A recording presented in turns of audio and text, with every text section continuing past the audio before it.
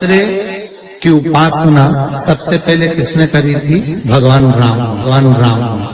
अश्विन के नवरात्रे में भगवान राम ने 9 दिन तक कलश की स्थापना कर लंकाधिपति रावण को मारने के लिए मां जगत जननी की आराधना की। भगवान राम ने मां जगत जननी की आराधना, मां जगदम्बा की आराधना।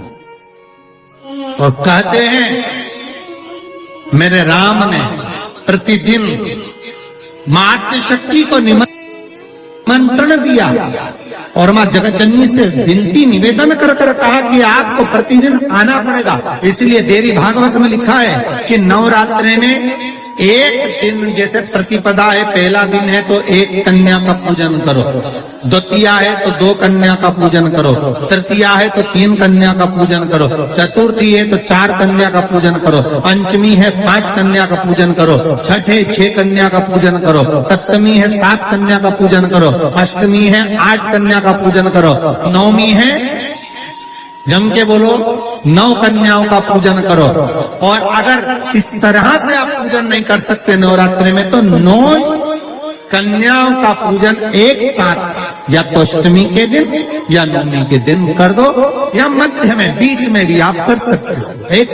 पर अगर आपकी कोई कामना है, आपकी कोई इच्छा है, मालूम पड़े, जैसे कई लोग कहते हैं कि हमारी इच्छा है, हमारी वो मकान नहीं बिक रहा, या हमारी वो जमीन नहीं खरीदी जा रही, या हमारी कोई कंपनी नहीं डल रही, या हमारे काम में ये अड़चन आ रही है, तो नवरात्रि में 4 नवरात्रि में से किसी भी नवरात्रि में आप नियम बना लो कि एक कलश की स्थापना कर एक दिन में एक कन्या का पूजन कर उसको भोजन कराना, लाल वस्त्र देना, लाल चुनरी होना, दूसरे दिन में 2 कन्याओं का पूजन कर लाल वस्त्र ओढ़ाना, लाल चुनरी देना, तीसरे दिन में 3, चौथे दिन में 4, 5वें दिन में 5, ऐसे 7-9 दिन तक एक कन्याओं के क्रम को बढ़ाते आप उस पूजन का विधान प्रबल कर सकते।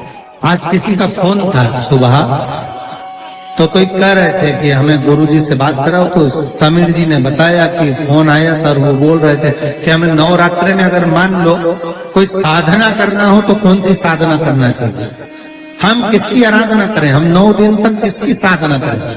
तो अगर बन सके तो देवी भागवत में सबसे सुंदर साधना यही है कि हम एक दिन में एक कन्या के चरण धोकर पूजन कर उस कन्या को भोजन कराकर उसका स्मरण करें रहे। तब आप किसी कन्या को एक दिन में 1, 2 दिन में 2, 3 दिन में 3, 4 दिन में 4, 5 दिन में 5, ऐसे नवरात्रि 4 बार की नवरात्रि आती, किसी भी नवरात्रि में आप स्मरण करें, उसका फल मिलेगा, उसका फल होगा। शिव पूजन का विधान किया है। पुलस्त बाबा ने कहा जिस दिन मन में श्रद्धा और विश्वास दोनों प्रबल हो जाए, शंकर भगवान की जैसी मर्जी पड़े वैसी पूजन। स्त्री के लिए, नारी के लिए पुलस्त ऋषि कहते हैं भगवान को रिझाने के लिए विधान की जरूरत स्त्री को नहीं है, नारी को विधान नहीं। अच्छा एक बात बताना, बहुत सुंदर बात है, थोड़ा विचार कर बताना। आपकी गोद में छोटा सा बच्चा है, उसने गंदगी कर, आप मंदिर में हैं, महाकाल दर्शन करने गए, छोटे से बच्चे ने छी कर दी, गंदगी कर दी, जो भी करना था उसने कर दिया, आपने उसके कपड़ा चेंज कर दी, वापिस जाओगी, नहाओगी, उसके बाद दर्शन करोगी, उसके बाद जल चढ़ाओगी, जाकर नहाकर जल चढ़ाओगी क्या? नहीं। क्यों? क्योंकि छोटा बच्चा अगर गंदगी भी कर देता है, छोटा बच्चा अगर कुछ कर भी देता है, तो परमात्मा ने कह रखा है इसके लिए सब माफ है। उसी तरह आप बच्चा काम, लोभ, आसक्ति, तृष्णा, वासना से दूर है, जब तक वो माया में नहीं पड़ा। हाँ, उसके बाद बड़ा हो गया और उसने गंदगी करी तो आपको फिर स्नान करना पड़ेगा, पर जब तक वो गोदी में है, वो कुछ भी करता है, उसका कोई दोष नहीं है। जितनी माताएं हैं परमात्मा ने इनको कह रखा है, केवल रजस्वला धर्म के वो 7 दिन आपको शिव का स्पर्श नहीं। दूध चढ़ा रहे हैं शिव जी पर, तो किस लिए चढ़ा रहे हैं? दूध चढ़ाने का तरीका क्या है?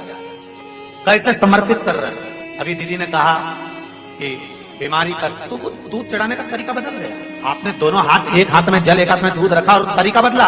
अभी तक आप दूध चढ़ा रहे थे तो ऐसे चढ़ा रहे थे। अर्थात किस जगह पर व्यक्ति पड़ा हुआ है, कोमा में है, वेंटिलेटर पर है, आईसीयू में है, उसका तरीका बदल जाता है दूध चढ़ाने का। दवाई देने का भी तरीका बदल जाता है। अभी तक तुम धन प्राप्ति के लिए, व्यापार वृद्धि के लिए दूध चढ़ाने का स्थान चेंज हो जाता है।